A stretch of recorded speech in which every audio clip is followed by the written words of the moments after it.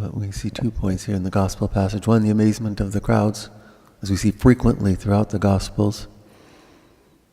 When our Lord works his miracles, in this case freeing a man from an evil spirit,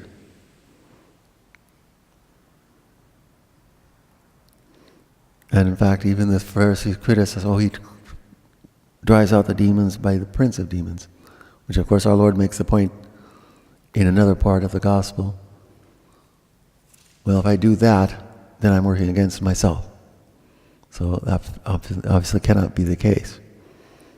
Of course, our Lord is driving them out because he's God, not because he's working against himself. But then we see on the other side here, our Lord is asking of his disciples to pray. He says, the harvest is abundant, the laborers are few. Ask the master of the harvest to send out laborers. We have to pray for vocation. That's really what our Lord is saying here. That is, vocations to the priesthood, to the religious life. Here he's talking about the spiritual hunger, as it were, of the crowds. Here are all these crowds abandoned, he says. Troubled. They're like sheep without a shepherd. They don't have someone to bring them the faith. So he's telling them, his disciples, pray the Lord to send them. To send those who will bring the faith, who will administer the sacraments, who will bring them the spiritual life, which is something we need very much to do.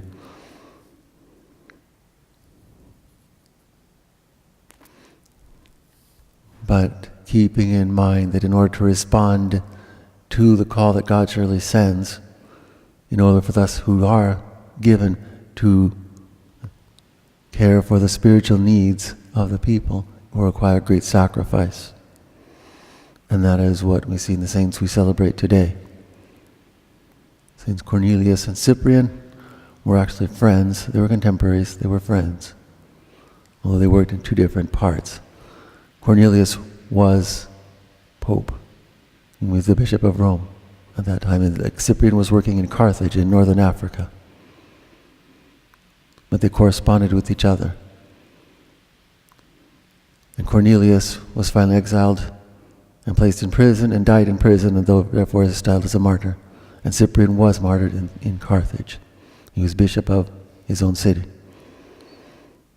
But we see in them the sacrifice they willingly made in order to bring the faith, the true faith, to the people they served. Willingly so. Even to the point of giving up their lives in order to bring that faith and preserve that faith in the people they serve. They responded to God's call. They responded fully, completely, totally, even with their lives.